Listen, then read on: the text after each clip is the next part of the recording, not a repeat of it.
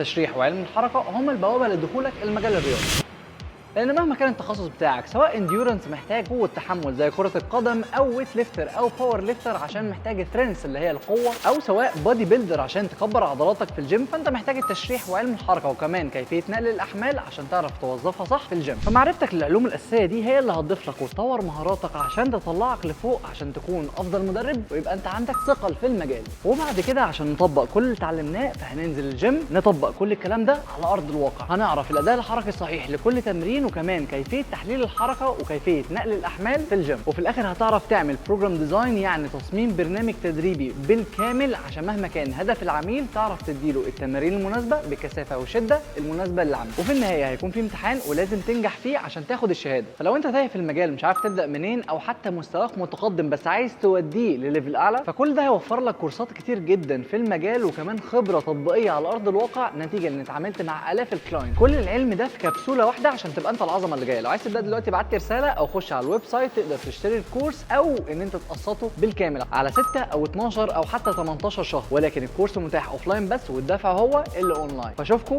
على خير، سلام.